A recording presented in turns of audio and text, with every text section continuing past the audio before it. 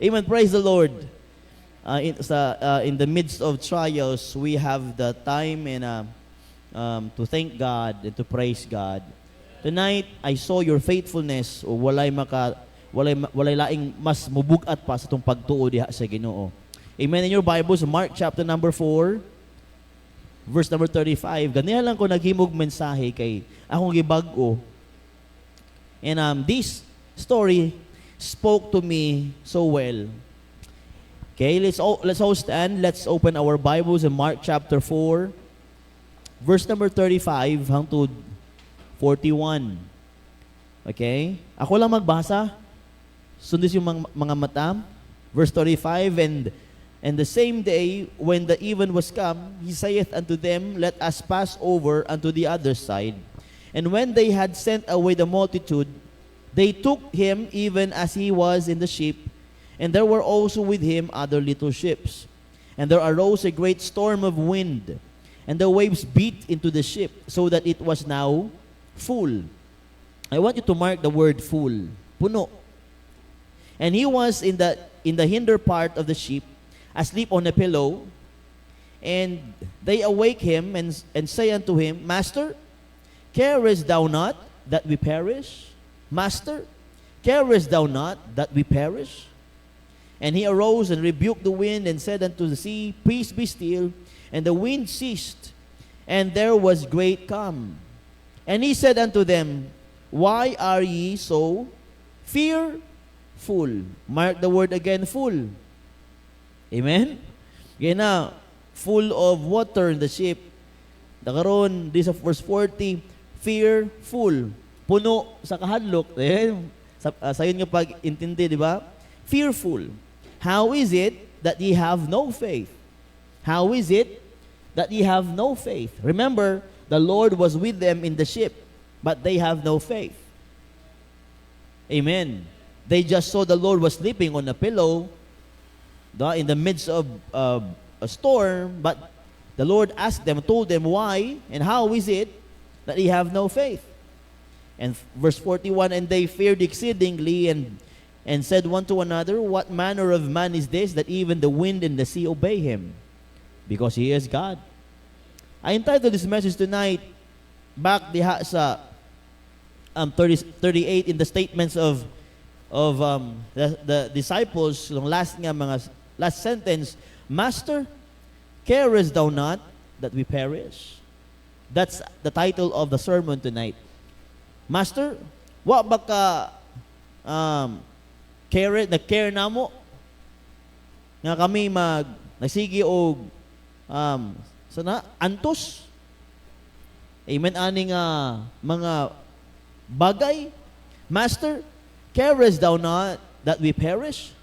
Let's pray. Father in heaven, we thank you, Lord, for the message of the story.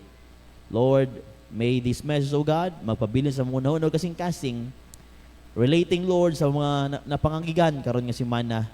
Panalangin mo tag-usa, give us understanding. Lord, please, Father, use me, Lord. I pray in Jesus' name. Amen and amen. So, ang ilaha igsuon, dili man linog ang ilang naagihan, pero grabe nga bagyo iyang naagihan. Kasulay na mo og sakay og barko. Last time na nakasakay ko barko 2007. Yes, 2007. Cagayan, Iloilo. Cagayan to Iloilo o fast cut na siya. O grabe gyud, nya katong nga time na atlan nga daghan kaayog balud, hangin kaayo. O nigawas ko sa babaw. Magsuri-suri lang unta pero abot sa babaw ang kanabitong kano sa dagat, tubig sa dagat. And grabe kang uyog-uyog. And pero lahi ni ilaha kay bagyo gyud nga sigurado. But let's focus on those words. Master, carest thou not that we perish? Ang pangutana igsuon sa ilang pangutana mao kini. How could they question the Lord sa kana nga mga statements? Amen. Amen. Namin na ba? We know that they experience also the Lord nga naghimo og mga milagro. They saw the power of the Lord Jesus. But how come they were with Jesus on the boat, but when the storm came, and they saw that Jesus Christ was just sleeping, nagatulog lang, and nag-arise silang huna-huna, ba nga, kana nga lines, Master, carest thou not that we perish? Lord, wa ba ka na balaka? Namo, wa ba kay amor namo Ginoo nga kami nagaantos na? Ano ba? Mga statements ba nga dili good dapat o nalimot sila that the Savior is much powerful than the storm. The disciples uttered these words because they allowed the storm around them to influence the thoughts within them. And we could understand that. Especially atong ginagihan karon, we allow this calamity to influence our thoughts and us. Di ba? Namina mo na. We allow these things, calamity ba, this earthquake, nga makahuna-huna pud ba tanga, Master, carest thou not that we perish? We are faithful, Lord, but why you let this earthquake nga mag-agi sa mong kinabuhi? Master, carest thou not that we perish? Some of the Christians, and even daily Christians, they allow these things to influence them. They allow the calamity to influence their thoughts and their hearts nga makahuna-hunang mga bagay-bagay against the Lord. Amen. Di ba karon, kung ato lang gid i-influence atong una-una sa mga bagay-bagay nga nagapanghitabo, siguro kung gilet lang nimo imong kahadlok, dili ka mo simba karong gabi eh. Right?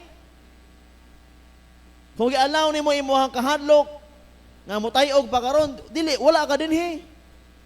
But praise be to God, you did not allow the calamity to stop you from what?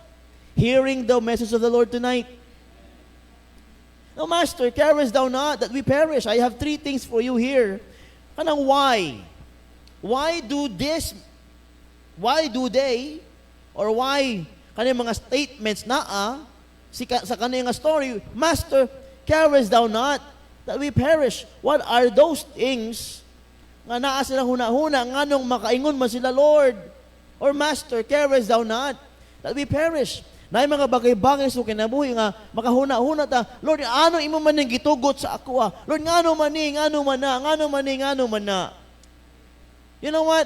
Nganong makahuna-huna tag-an ang mga bagay-bagay, it is because we allow these things nga mag-change or mag-influence sa atong thought dapat diha sa atong Lord.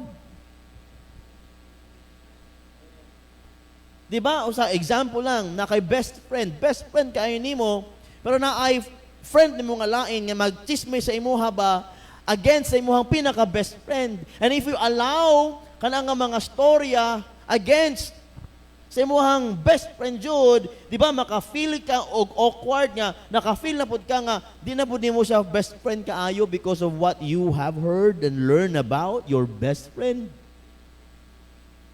Sometimes we let things affects us. We let every nga mga problem affects how we think and how we feel. Especially in our Christian life. We let things to affect us. We let problem to affect our faith or to ruin our faith or to disturb our faith in the Lord. Now tonight, my son, let this message remind you of what kind of faith we have in the Lord. May this message tonight teach us or remind us of how our faith in the Lord. I hope and I pray nga di ta mainan sa Ginoo in verse number 40, why are ye so fearful? How is it that ye have no faith? 3 things igsuon. Ngano nakaangkon sa nga nga thought. Number 1, in verse number 37, ato nahibawan din nabasa nato, And there arose a great storm of wind, and the waves beat into the ship, so that it was now full. So mga igsoon, as you can see sa picture ganiha, ang tubig misaka na sa ilahang barko nga na puno na ang ilahang barko as what the Bible states, ang mga waves and the sea, or ang mga tubig sa dagat, nisulod na silang sakayan, so that it was now full. Puno na. No? Visualize ang storm, visualize ang ilang gisakyan, visualize pila sila kabuok, 12 kabuok ang mga disciples, Lord Jesus Christ, ika-13 siya, una siya mga kauban nga mga bangka po sa palibot, and the storm came. Unsa ka chaos, unsa ka problem, unsa ka grabe nga mga experience they have experienced in the sea. Nya nakaingon gid sila mga igsoon, I can naka-relate ko diha, nakasabot ko silang ingon nga, Master, carest thou not that we perish? Ang ilang huna-huna, number 1, mao ni mga igsoon, their thought of perishing. Naa sila huna-huna nga malaglag, mga matay sila. Why? Because of the storm. They thought, and their thought of perishing. Muna kaingon sila, Master, carest thou not that we perish? Wala ba ka nabala ka namo? Wala ba ka nag-worry nga kami, pamatay na, malunod na ta? Why? Because they let their thought that they are perishing. Kaning tao, igsoon, di kinato mapugnan, kung maghuna-huna, advance kayo, wa pa mahitabo gani, sa iyang nahitabo na. Right? But in that experiences they experienced in the sea, in the storm, and knowing that Christ was just sleeping, and the storm was what? Hapak sila, grabe kayo, and makahuna-huna gyud nga their thought of perishing. That's why they said, Master, carest thou not that we perish? The storm caused them to think more about perishing than about the presence of Christ. Ang bagyo, the storm, caused them to think more about perishing. Ang problema, ang bagyo na pahimo kanila nga maghuna-huna o kalaglag o delikado kaysa maghuna-huna sa presensya sa Diyos. Ingana mga usahay ang Kristohanon, ato pang kinahuna-huna pag-ayo ang problema kaysa huna-unaon ang presensya sa Diyos. Remember this, igsoon, fear magnifies the problem and minimizes God. Ang kahadlok nagapadako sa problema o nagapagamay sa pangtanaw sa Diyos. Fear magnifies the problem and minimizes God. Tinuod o dili, gamay problema padakon. Gamay problema padakon. O wala naghuna-huna sa kadako sa Diyos. We should be thinking, we should be realizing that God is much greater than our problems. Consider this also, they saw the waves but forgot who was in the ship. Nakita nilang dagko kayong mga balo, pero nakalimot sila kung kinsay uban nila sa ilang sakayan. They are with God. And sometimes, igsoon bilang Kristohanon, mas makalimot sa atong pagka-Kristohanon tungkol sa mga problema. Makahimot ang mga bagay-bagay ba nga dili pang Kristohanon. Why? Because of problems. Sometimes we minimize God and maximize the problem, and usahay mas makita itong problema dago kaayo kaysa mahuna-hunaon na kung kinsa man ang naa sa itong kinabuhi. Amen. Sa pa, frustrations often begins when faith gives way to fear. Frustrations, mga kalain sa huna-huna, ginahuna-huna. Nagaumpisa ka na mga igsoon nga imong pagtuo makambyuan na og pagkahadlok. Kung ang kahadlok na igsoon, di na kawadon sa pagtuo. Na ang imong pagtuo. Di mawala ang pagtuo, pero kung problema, grabe kaayo, ang fear, mas nga dako. Fear thou not, for I am with thee. Be not dismayed. For I am thy God, I will strengthen thee, yea, I will help thee, yea, I will uphold thee with the right hand of my righteousness. And we know that verse also in 2 Timothy chapter 1, verse number 7, for God hath not given us the spirit of fear, but the power and of love and of sound mind. Listen to this truth. Okay pa ta? The storm was real, but so was the Savior. Tinuod man ang linog, tinuod man ang mga problema, tinuod man ang mga kalisdanan, pero mas tinuod ang atong Diyos. Amen. Master, carest thou not that we perish? Because they were thinking about perishing. Wala pa nag-antos kaayo ang huna-huna. Mamatay na taan eh. Amen. Normal man na igsuon, pero ma-remind ta karong gabi una igsuon, di ta maghuna-huna kalaglagan. Nga naman, uban nato ang atong Diyos. He said, I will never leave thee, nor forsake thee. Number 2, igsuon, verse number 38. Okay pa ta? Verse number 38. Nanawa din ha. And he was in the hinder part of the ship. Who? The Lord. Asleep on a pillow. O ang atong Ginoo na asa, hinder or likod nga bahagi sa barko, natulog siyang unlan. Natulog nga magabagyo. Uy.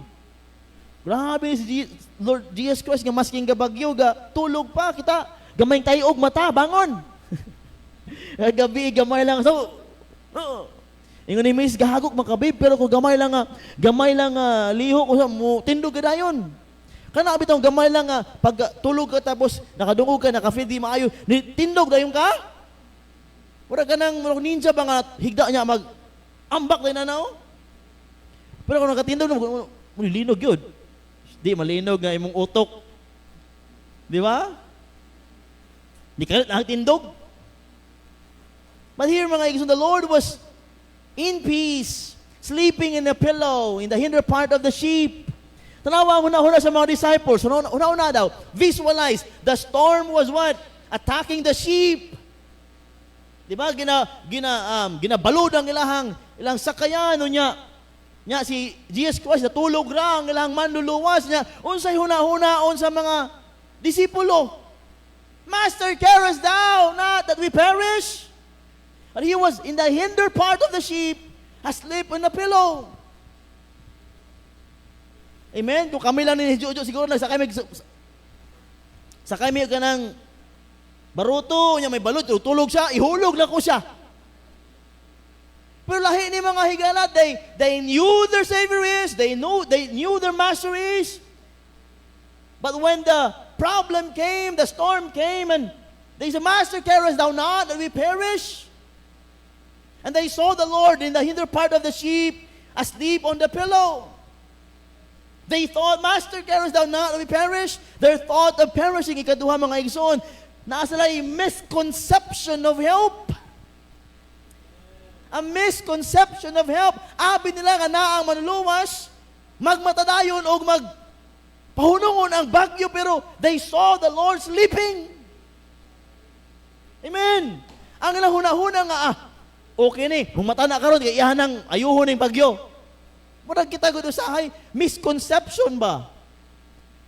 Of help. Abi na to tabangan ta pero wala, nalain ta. Maayo na ng gabi. Maayo na ng gabi. Kagabi, kung natintal pa may sa Clark family, nakatulog mo sila ha. Maayo na lang wala amin na dayon. Nga naman, nakadawat mig 10 kilos rice. And 2 full tinapay. Ma'am, may niabot nga Santa Claus. Pag human yung istorya ni Hazel, niabot si Pastor Dexter, diba? Santa Claus ako kayo. Uy, yan ako. Abi na bisita lang. Pagkahuman na magstorya, nagkuha og 10 o 15 kilos rice. Dawatan ni friend na, dili na ingon nga mas dato ka sa ako, taga-anta ka. Dili nga na. Dili. Pero, need ba inamo tong bugas? Kay, grabe yung katipid karon. Listen. Grabe ang among worry, pero the Lord gave us nga friends in the ministry nga nag-visit sa mga, how's your church? Kumusta imong church, pastor? Nga, kita na ako sa wala maday ni guba di ay. Ana siya sa kuha. Mahigi, pakita na ko nga nagsibog ni, muna na bugas. Wala nahita mo, gikan sa kay Pastor John Ray. Kita sa post ni Pastor John Ray. Wala ko kasabot. Nga nung mag-ana man ito inahang flooring sa inahang church ba? Kita mo ito nahitabo sa Glan, nga naputol ang bridge, o mga dala nga ukab. Ilaha nga simbahan nila. Sa auditorium na ukab ang mga, dili man exaggeration, tanawa ilang post.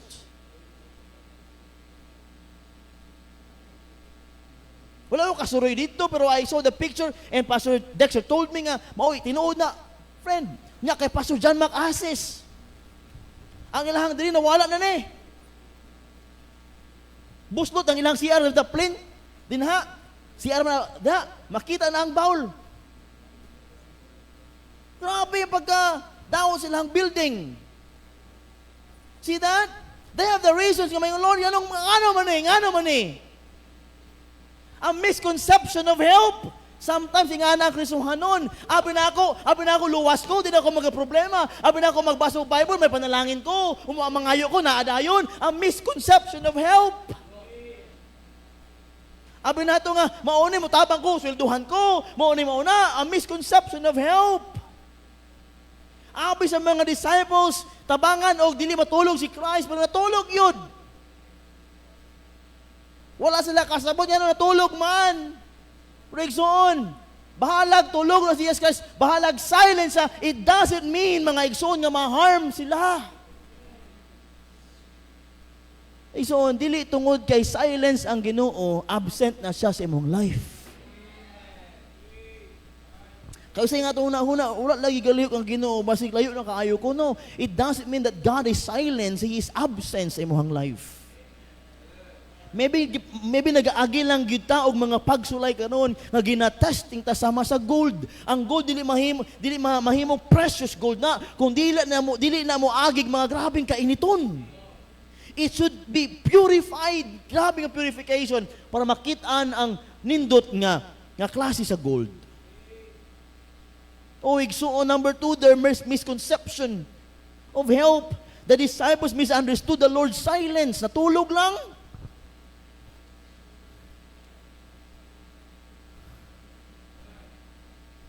They expected immediate action from Christ. Their expectations led to frustrations. Ano man iman? Anong wala man? Natulog man gihapon? They interpreted His silence as His neglect. Master, carest thou not that we perish? His silence is not a neglect. Even sa life, may problema man ta, ang pagka-silence sa Ginoo is never a neglect. Never a neglect. God's silence does not mean God's absence. God's delay does not mean God's denial. Dugaya ihatag ko, wala na gid to, gidinay na gid ko. It's not denial. Maybe the Lord wants you to wait more. Isaiah 41:13. For I, the Lord thy God, will hold thy right hand, saying unto thee, fear not, I will help thee. Please see what is the screen. Isaiah 41:13. For I, the Lord thy God, will hold thy right hand, saying unto thee, fear not, I will help thee. Listen to this truth. While they thought He was doing nothing, while they thought that Christ is doing nothing, He was still in complete control of everything.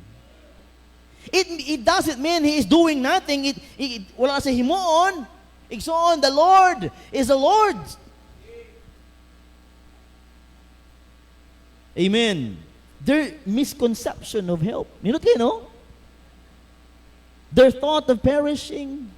Nasa lay thought of perishing na as a misconception of help.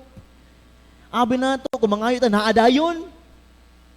Abi na to, kung di na umurag silence ang Ginoo, wala man lay feeling, abi na to, wala na, biyaan na ta. No.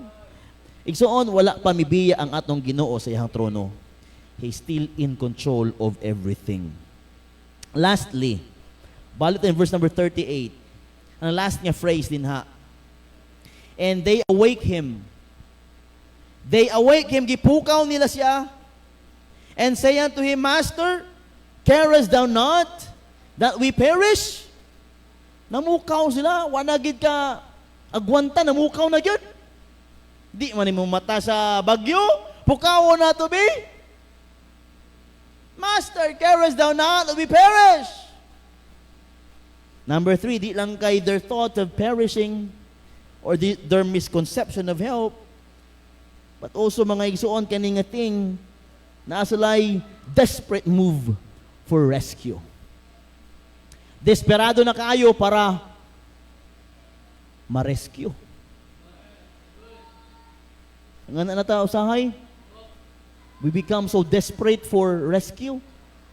We could do anything for rescue. Masing dili plano, masing dili kabubuton sa Ginoo. Himuon kay desperado na kaayo out of your will. Amen. Sometimes mga igsoon ng atong mga gipanghimo nga na-regret na dili gina kabubuton sa Ginoo. Tanan na o halos kadaghanan na ato gyung kabubuton dili iya sa Ginoo. Yung sa Master, carest thou not that we perish? A desperate move for rescue. Gipukaw na gid nila. Wa na ni salig. In their desperation, they questioned the Lord's care. Out of desperation, they questioned the Lord's care. Carest thou not that we perish? Ilan ang i-question ng Ginoo, Lord, napapakay. Amor ka na mo. Amen. Napapakay, luoy ka na mo. They question the Lord's care. Desperation can easily become panic, baya. Desperation can easily what? Become panic. Panic, kasi panic. Sala-sala na. Panic often causes us to speak before we think. Panic what? Often causes us to speak before we think. Marasay, kung frustrated ka, amen, desperation ka, desperado na kayo ka, sometimes we cannot hold on. We cannot, di na to mapugna ng atong how evil we think. Bisa pa nga kabalo ka, Kristohanon ka, you can think and we may think evil.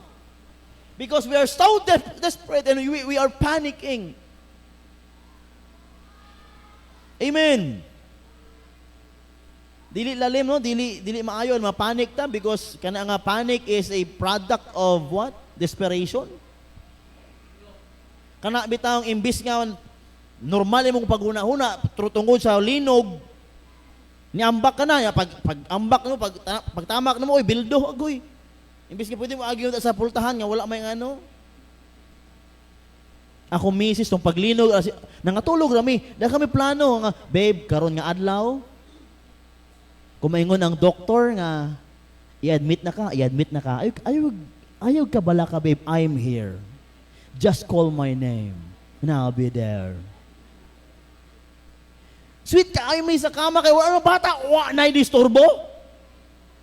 Gihatod na si Ading, naglakaw na si Kuya, and the plan is so well for that day, babe. Matatag, tulog ta balik, matatag mga 10, ligo ta, basta before 11 na ta sa clinic. Nag-andam na siya katong bag niya, na ako'y duwa ka t-shirt dito, kang anytime nga, maingon na ang doktor nga, lali na. Gina, diretso na mi, pero pag alas 7:30, ni tayog, inay pa na, ni akong misis, imbis nga, may buntis siya pa na una nakabangon sa kuha. Una siya bangon, una siya gawa sa pultahan. Ako, tamad kayo. Kung abila ko, gamay lang ang linog. Di ba, ang linog, di ba, kalit nga linog nga kusog? Di ba, kusog? So, nagbakta siya, ako sige po, ay, hinay. Unya, ang padre sa balay ka nang wala na, sana, finishing, akong giana. Samson ko ni. Tukod kudaan, para dili ang tumba, dili. Kundi dito, niya naa siya din eh. So, umbot na siya na siya una-una nga, nigakus mo sa kuwapod. May sunod, kay kumugawas mi, na-step pa na, unya naay ka ng tab din ha. Unya naay ka na, gamay na piyot kayo ang agyas, ana-ana siya ba niya, mura na nagbutiti mo tumba. So, lang dito, paano na, hanto niya, si mama na ako, igikan CR, nagkamang-kamang. Wala ka gawas din ha.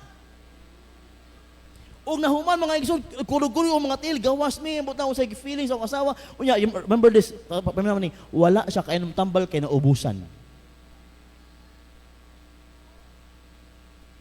Itong pangpakapit ba? Kay para nga mukapit pang baby, kay siya, baba kayo eh. Pero praise the Lord. Wala gyud ang babies yun nanggulo sa ribs. Nahilo man ang baby. Ang babe, nahilo man siya. Kay sige naglihok any moment, pero siguro kabalo mo kapit sa mga ribs yung mama. Grabe mga igsoon. Grabe yung panic naman kung ako, para yung may utok, nigawas mi, lamba-lamba mi ana, kasi natumba mi. Pero tungod kay may gahom sa Diyos. Anak ko sa padero, gulo ko sa padero. Bala matumba sa padulong dito. Dili, padre, pero wala man pod. Mas ligod mong balay. Out of panic, sometimes we can do things nga out of control. Ang uwan pa isog-isog sa Jollibee. Abi na di may namatay. Sa KCC, abi na di mo sa KCC, may namatay. Nga ato tricycle, nga abi di siya naabtan. May kinakahawa siya. See? Sometimes because of desperation, na panic na ta that we could do anything nga dili mamaayo. And as a Christian, remember this, as a Christian, God is giving us peace that passes understanding. Not the spirit of the devil nga makahuna-huna aglain. Amen. Their desperate move for rescue. Desperado kayo, namukaw na. They became more kana bitaw nga panic than trusting the Lord. Fear may lead us to doubt God's love and concern. Sa ilang gihimo, sa gingom, Master, carest thou not that we perish. This verse kaninga verse na remind kanamo katong pandemic in Psalms 46 verse number 10. Psalms 46 verse number 10. Be still and know that I am God. Kalma lang and know that God is still God. I will be exalted among the heathen, and I will be exalted in the earth. Atong pandemic, grabe. Magpa-injection. Tago mi. Kung ay mo libot din, tago mi. Kaya di may magpa-inject, magpasara, wala. Vaccine. Tago mi, kung ay mo agi barangay, tago mi. Manikal pa ko, humana o vaccine, humana. Ruwa, good. Listen to this truth. When we do not know what God is doing, we can still trust who God is. Kung wa ta nasayod kung unsay ginahimo sa Ginoo, igsuon kun di ato makit-an ang iyang mga kamot nga nagaliw, kuminaw, we can still trust who God is. So muna, so why did they say, Master, carest thou not, we perish? Because of their thought, nagahuna sila perishing. Their misconception of help, abi nila ang tabang dayon-dayon. Wala sa plano sa Ginoo, and their desperate move caused them nga igsuon nga ngayo nag-rescue. Now I want to bag sa Ginoo and I'll be done. The Lord's answer in verse 40. Okay pa ta? The Lord's answer in verse number 40. The Lord says, why are ye fearful? Why are ye so Fearful. Now, this is good. This is good. Please. Paminon ani, kapit mo man. Why are ye so fearful, ingon ni Lord Jesus Christ? How is it that ye have no faith? The Lord was trying to say, hey, I am inside the boat. Na ako sulod sa sakayan. Naamo sa sulod sa sakayan. Why are ye so fearful? How is it that you have no faith? The Lord was trying to tell him, hey, dili ginaingon niya ako natulog, na di na ako katabang. Are you with me? You know what? Sometimes sa kinabuhing Kristohanon, we have forgotten nga dapat dahil kita mas kalma, maski gagubot ang sa gawas. Sometimes we are so concerned about what is happening outside and how the Lord is doing and dealing inside. Amen. The Lord was telling them, hey, inside I have you. Sa gawas wala ako. Don't let the storm affect you. Don't let what's the outside affects what's the inside. Usahayaan na ito, usay nasa gawas mo, apekto sa atong sa sulod. The Lord exposed the real problem. It was not the storm outside. Outside the ship. Please, ibutang. The Lord exposed the real problem. It was not the storm outside the ship, but the fear inside their hearts. Ang problema, dili ang sulod, ang gawas. But the fear inside na ay kahadlok yun sa kasing-kasing. Remember, I told you nga bilugan ang fool ug ang fool da in verse 37 and verse number 40. Kanang fearful, puno og kahadlok. F stands for frustrations over what they were facing. E stands for expectations that God should work according to their timetable. A stands for anxieties that overwhelm their faith. R stands for restlessness instead of trusting and waiting on God. Nya isumpay ang fool. Tanan tong mga nakaletra, frustration, expectation, anxiety, restlessness are all fear. Full of fear. The disciples asked, Master, carest thou not that we perish? Yet the very fact that Jesus was in the ship was proof that He cared. Ang presensya pa lang sa Ginoo, nagabot pasabot, oy, He is caring.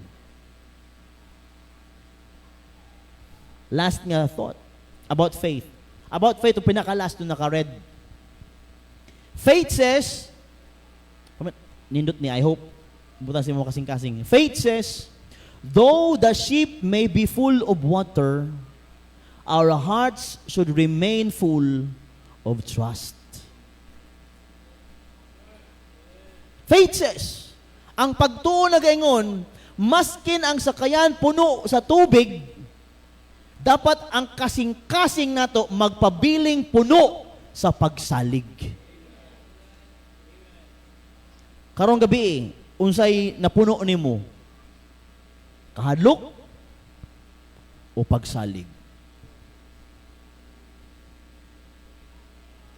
Faith says, though the ship may be full of water, my heart will remain full of trust.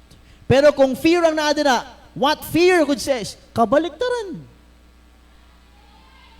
We are never full of trust. We are full of fear. Igsuon tonight, kung magka-problema igsuon, pareho ba ta sa ila, mangingon, Pastor, Master, carest thou not that we perish? Kaya naghuna-huna tagkalaglagan, Lahi ang atong paghunahuna sa pagtabang ug desperado kay ta nga ma-rescue. Igsoon, kana nga statement, I want you to take that home. Ang pagtuo na gaingon, masking puno ang atong sakayan sa tubig, dapat mas puno ang atong kasing-kasing sa pagsalig. Though the ship may be full of water, our hearts should remain full of trust. Whom do you trust tonight? Isuon kabulo ko nga napay mga gamay lang saba ug tayog. Hey, mapuno man tag kahadlok siguro ha, puno ang atong kasing-kasing og pagsalig.